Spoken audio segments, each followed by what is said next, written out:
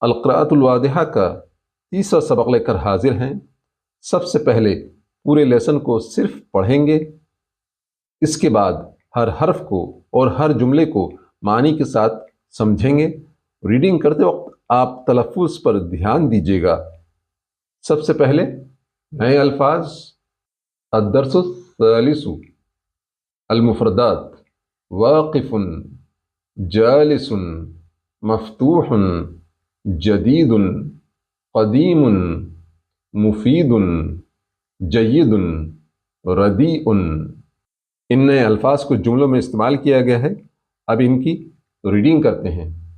التلمیذ واقف، المدرس جالس، الولد صغیر، الرجل طویل، التلمیذ مسرور، الطفل صغیر، الباب مفتوح، الکرسی جدید، المکتب قدیم، الکتاب مفید، القلم جید، الورق ردیء۔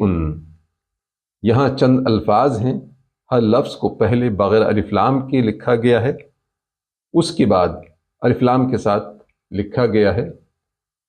تلمیذ، التلمیذ، ولد، الولد، رجل، الرجل، باب، الباب، کرسی، الکرسی، مکتب، المکتب، کتاب، الکتاب، قلم، القلم، ورق، الورق۔ فائنلی دو ایکسرسائز دی گئی ہیں، پہلی کوشچنس آنسرس اور دوسری فل ان دی بلینکس۔ من واقف، التلمیذ واقف، من جالس، المدرس جالس، هل التلميذ جالس؟ لا، التلميذ واقف. هل المدرس واقف؟ لا، المدرس جالس. كيف الكرسي؟ الكرسي جديد. كيف القلم؟ القلم جيد. یہاں خالی جگہوں کو پر کرنا ہے. Now let's start reading each word and sentence with meanings. جو کچھ ہم نے پڑھا ہے اب اس کا ترجمہ کرتے ہیں. الدرس الثالث. الدرس الثالث. واقف کھڑا ہوا. Standing. جالس بیٹھا ہوا. Sitting. مفتوح کھلا ہوا. Open. جدید نیا. نیو. قدیم پرانا. اولڈ. مفید فائدہ مند. یوزفل. جید اچھا. گڈ. ردیء ناقص برا خراب. بیڈ. اب ان الفاظ کو جملے میں استعمال کرتے ہیں. التلمیذ واقف طالب علم کھڑا ہے. The pupil is standing. المدرس جالس استاد بیٹھا ہے. The teacher is sitting. الولد صغیر. الولد صغیر لڑکا چھوٹا ہے. The boy is small. الرجل طویل. الرجل طویل آدمی لمبا ہے. The man is tall. التلمیذ مسرور. التلمیذ مسرور طالب علم خوش ہے. The pupil is happy. الطفل صغیر. الطفل صغیر بچہ چھوٹا ہے. The child is small. الباب مفتوح. الباب مفتوح دروازہ کھلا ہے. The door is open. الکرسی جدید. الکرسی جدید کرسی نئی ہے. The chair is new. المکتب قدیم. المکتب قدیم میز پرانی ہے.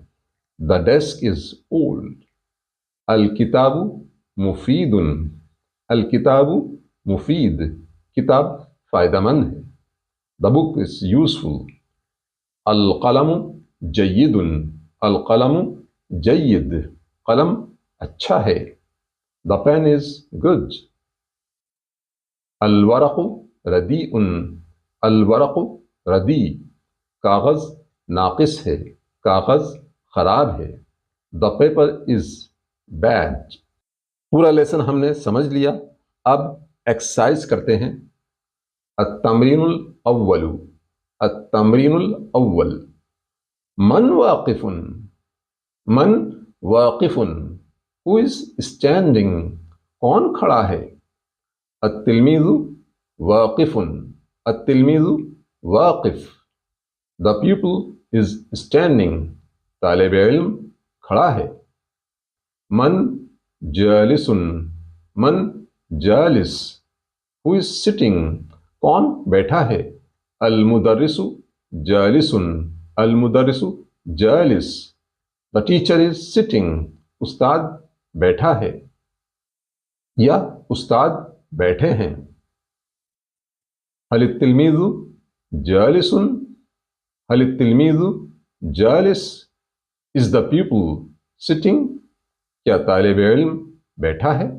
لا، التلمیذ واقف. No، the pupil is standing، نہیں، طالب علم کھڑا ہے. هل المدرس واقف، هل المدرس واقف، is the teacher standing، کیا استاد کھڑا ہے، کیا استاد کھڑے ہیں. لا، المدرس جالس، لا، المدرس جالس. No، the teacher is sitting، نہیں، استاد بیٹھا ہے یا استاد بیٹھے ہیں. کیف الکرسی، کیف الکرسی، how is the chair، کرسی کیسی ہے.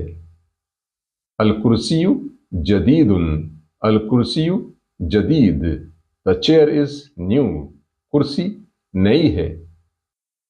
اس سبق میں سوالیہ جملے بنانے کے لیے ایک اور نیا کوشچن ورڈ یا کلمۃ الاستفہام استعمال ہوا ہے، وہ ہے کیف. اس کے معنی ہاؤ، کیسا، کیسی. دوسری ایکسرسائز ہے خالی جگہوں کو پر کرنا، بھرنا، فل ان دی بلینکس. اس ایکسرسائز کو مکمل کر کے آپ کمنٹس میں لکھ کر یا نیچے دی گئی ای میل کے ذریعے بھیج دیں. جن طلبہ کا جواب صحیح ہوگا ان کے ناموں کا اعلان آئندہ لیسن میں کیا جائے گا. اس لیسن میں گرامر کے 2 نئے پوائنٹس آئے ہیں، انہیں مختصر سمجھتے ہیں. جیسا کہ آپ نے پڑھا، اس لیسن میں چند ناموں کی پریکٹس کرائی گئی ہے. پہلے انہیں بغیر ال یعنی بغیر الف لام کے، اس کے بعد الف لام کا اضافہ کر کے یا الف لام لگا کر. اس ال یا الف لام کا انگلش ترجمہ ہے دی، THE، دی. اس کو عربی میں ادات التعریف کہتے ہیں اور انگلش میں ڈیفینٹ آرٹیکل. جو نام ال کے بغیر ہے اسے اسم النکرہ، انڈیفینٹ ناؤن، اور جو ال کے ساتھ ہے اسے اسم المعرفہ، ڈیفینٹ ناؤن کہتے ہیں. اور جو نام بغیر الف لام کے ہیں ان کا ترجمہ ایک یا کوئی کرتے ہیں. مثال کے طور پر رجل، اس کے معنی ہوئے ایک آدمی یا کوئی آدمی. طفل، ایک بچہ یا کوئی بچہ. ان ناموں کی ایک بار پھر پریکٹس کرتے ہیں. پہلے کالم میں اسماء النکرہ، اسم کی جمع اسماء، اور دوسرے کالم میں اسماء المعرفہ دیے گئے ہیں. تلمیذ، التلمیذ. باب، الباب. کتاب، الکتاب. ولد، الولد. کرسی، الکرسی. قلم، القلم. رجل، الرجل. مکتب، المکتب. ورق، الورق. دوسرا گرامر کا پوائنٹ، اس لیسن میں جو جملے سینٹنسز آئے ہیں انہیں جملہ اسمیہ یا الجملۃ الاسمیہ کہتے ہیں۔ انگلش میں نومینل سینٹنس یا نومینل سینٹنسز۔ الجملۃ الاسمیہ کسے کہتے ہیں؟ اس کا مختصر جواب ہے وہ جملہ یا سینٹنس جو ایک نام سے یا اسم سے شروع ہو اسے جملہ اسمیہ کہتے ہیں۔ جملہ اسمیہ کے عام طور پر دو حصے ہوتے ہیں، پہلے حصے کو مبتدا اور دوسرے کو خبر کہتے ہیں۔ مثال کے طور پر الولد واقف، لڑکا کھڑا ہے، اس میں الولد مبتدا ہے اور واقف خبر ہے۔ اس طرح کے سینٹنسز کی ایک بار پھر پریکٹس کرتے ہیں۔ اس ٹیبل میں پہلے کالم میں المبتدا اور دوسرے کالم میں خبر ہے۔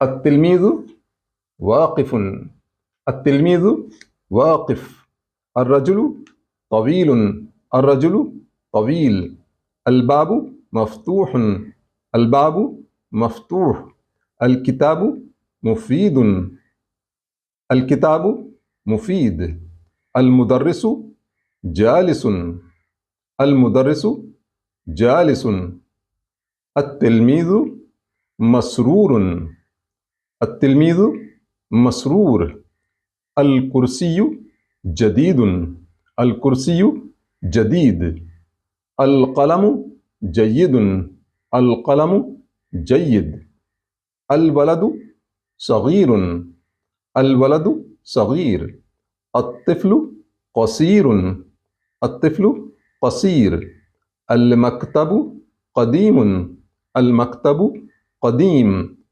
الورق ردیء، الورق ردیء۔ تیسرا درس مکمل ہوا۔ اس لیسن کے بارے میں اپنی رائے سے نوازیں۔ اس چینل کو سبسکرائب کریں اور ویڈیو کو لائک کریں۔ مع السلامہ۔